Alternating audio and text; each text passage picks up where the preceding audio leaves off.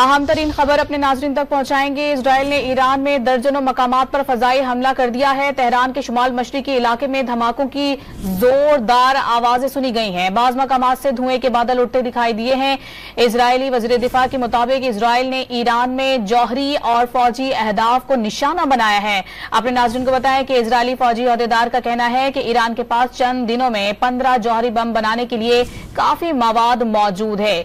Israel यकीनी बना रहा है कि ईरान के पास जौहरी हथियार ना हो। ईरानी हुकूमत के पास तबाही फैलाने वाले हथियारों की मौजूदगी इजराइल और दुनिया के लिए खतरा है। उन्होंने ईरान पर हमले का पहला मरहला मुकम्मल करने का दावा किया है।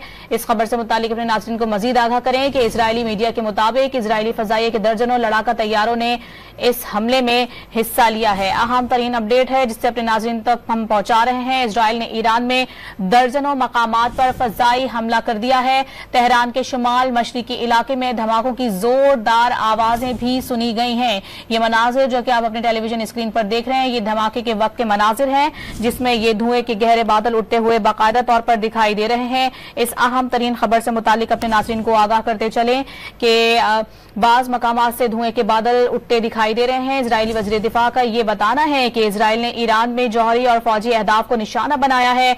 इजरायली फौजी अहदेदार का ये कहना है कि ईरान के पास चंद दिनों में 15 जौहरी बम बनाने के लिए काफी मवाद मौजूद है। इजराइल यकीनी बना रहा है कि ईरान के पास जौहरी हथियार ना हो। ईरानी हुकूमत के पास तबाही फैलाने वाले हथियारों की मौजूदगी इजराइल और दुनिया के लिए खतरा है। उन्होंने ईरान पर हमले का पहला मरहला मुकम्मल करने का दावा कर दिया है। इजरायली मीडिया के मुताबिक इजरायली फजाइये के दर्जनों लड़ाका तैयारों ने इस हमले में हिस्सा लिया है। इस अहम खबर से मुतालिक अपने नाजरीन को हम आगाह करते चलें। ये अहम तरीन अपडेट है जो कि हम अपने नाजरीन तक पहुंचा रहे हैं। अपने नाजरीन को बताते चलें कि इजराइल ने ईरान पर दर्जनों मकामात पर फजाई हमले किए हैं। तेहरान के शुमाल मशरिकी इलाके में धमाकों की जोरदार आवाजें सुनी गई हैं। बाज मकामात से धुएं के गहरे बादल भी उठते दिखाई दिए हैं। ये जो मनाजिर हैं ये उस वक्त के मनाजिर हैं जब ये धमाके किए गए हैं। फजाई हमला किया गया है इजराइल की जानिब से ईरान पर और इजरायली वज़ीर दिफा का ये बताना है कि इजराइल ने ईरान में जौहरी और फौजी अहदाफ को निशाना बनाया है। इजरायली फौजी अहदेदार का ये भी कहना है कि ईरान के पास चंद दिनों में 15 जौहरी बम बनाने के लिए काफी मवाद मौजूद है। इजराइल यकीनी बना रहा है कि ईरान के पास जौहरी हथियार ना हो और इसी तनाजुर में ये फजाई हमले किए गए हैं। इस खबर से मुतालिक अपने नाज़रीन को मजीद आगाह करते चलें कि ईरानी हुकूमत के पास तबाही फैलाने वाले हथियारों की मौजूदगी की बिना पर ये दर्जनों मिसाइल दागे गए हैं और ये हमला किया गया है। जो बताया जा रहा है कि कई मकामात पर फजाई हमले किए गए हैं। तेहरान के शुमाल मशरिकी इलाकों में धमाकों की जोरदार आवाजें भी सुनी गई हैं जबकि बाज मकामात से धुएं के गहरे बादल उठते दिखाई दे रहे हैं। इजरायली वज़ीर दिफा का यह बताना है कि इजराइल ने ईरान में जौहरी और फौजी अहदाफ को निशाना बनाया है।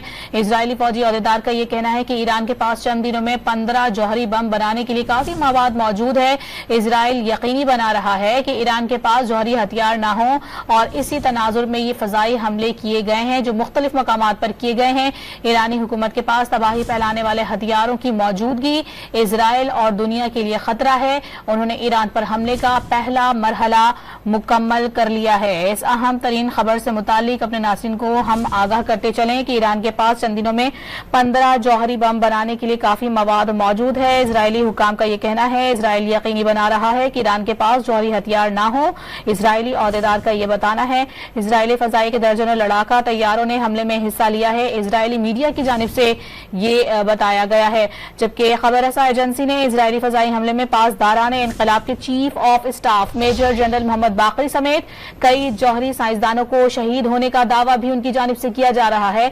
ईरानी मीडिया ने खबर रसा एजेंसी के दावे की तस्दीक नहीं की है जबकि ईरानी मीडिया ने पासदारान इनकलाब के कमांडर हुसैन सलामी के शहीद होने की तस्दीक जरूर कर दी है। इस अहम तरीन खबर से मुतालिक अपने नाज़रीन को हम आगाह कर रहे हैं कि खबर रसा एजेंसी ने इजरायली फजाई हमले में पासदारान इनकलाब के chief of staff major general Mohammad Bagheri समेत कई जौहरी साइंसदानों को शहीद करने का दावा किया है जबकि ईरानी मीडिया की जानिब से इन दावों की तस्दीक नहीं की गई है। जबकि ईरानी मीडिया ने पासदारान इनकलाब के कमांडर हुसैन सलामी के शहीद होने की बाकायदा तौर पर तस्दीक कर दी है। ये अहम तरीन अपडेट है जो कि अपने नाज़रीन तक हम पहुंचा रहे हैं। पासदारान इनकलाब के कमांडर हुसैन सलामी शहीद हो गए हैं इन हमलों में और ये मुतअद्दिद फजाई हमले किए गए थे इसराइल की जानिब से ईरान पर, और इसराइल की जानिब से ये दावा किया जा रहा था कि जौहरी हथियार बनाए जा रहे हैं ईरान की जानिब से, जो कि खित्ते के लिए भी नुकसानदेह हैं और इसराइल के लिए भी, और इसी तनाजुर में ये हमले किए गए हैं। और ये पहला मरहला मुकम्मल कर लिया गया है इसराइल की जानिब से, और इसराइल की जानिब से ये भी दावा किया जा रहा है कि उन्होंने पासदारान इनकलाब के chief of staff major general Mohammad Bagheri समेत कई जौहरी साइंसदानों को भी शहीद कर दिया है, जबकि ईरानी मीडिया ने दावे की तस्दीक नहीं की है। और ईरानी मीडिया ने पासदारान इनकलाब के कमांडर हुसैन सलामी के शहीद होने की तस्दीक कर दी है। ये अहम तरीन खबर है जो कि अपने नाज़रीन तक हम पहुंचा रहे हैं। अपने नाज़रीन को बताते चलें कि मुताद्दिद फ़ज़ाई हमले किए गए हैं इसराइल की जानिब से ईरान पर, और इन हमलों में जो अहम तरीन अपडेट है वो ये है कि पासदारान इनकलाब के कमांडर हुसैन सलामी शहीद हुए हैं, जिसकी ईरानी मीडिया ने बाकायदा तौर पर तस्दीक की है। जबकि अपने नाज़रीन को बताएं कि खबर रसा एजेंसी ने इसराइली फ़ज़ाई हमले में पासदारान इनकलाब के chief of staff major general Mohammad Bagheri समेत कई जौहरी साइंसदानों को शहीद होने का दावा भी किया है, जबकि ईरानी मीडिया ने के खबर रसा एजेंसी के दावे की तस्दीक नहीं की है। जबकि ईरानी मीडिया ने पासदारान इनकलाब के कमांडर हुसैन सलामी के शहीद होने की तस्दीक कर दी है। ये अहम तरीन खबर है जो कि अपने नाज़रीन तक हम पहुंचा रहे हैं कि इसराइल ने ईरान में दर्जनों मकामात पर फ़ज़ाई हमले किए हैं। तेहरान के शुमाल मशरिकी इलाके में धमाकों की जोरदार आवाजें भी सुनी गई हैं। बाज़ मकामात से धुएं के गहरे बादल उठते दिखाई दिए हैं। इसराइली वज़ीर दिफा के मुताबिक इसराइल ने ईरान में जौहरी और फौजी अहदाफ को निशाना बनाया है। इसराइली फौजी अहदेदार का कहना है कि ईरान के पास चंद दिनों में 15 जौहरी बम बनाने के लिए काफी मवाद मौजूद है, और इसी तनाजुर में ये फ़ज़ाई हमले किए गए हैं। इसराइल यकीनी बना रहा है कि ईरान के पास जौहरी हथियार न हो।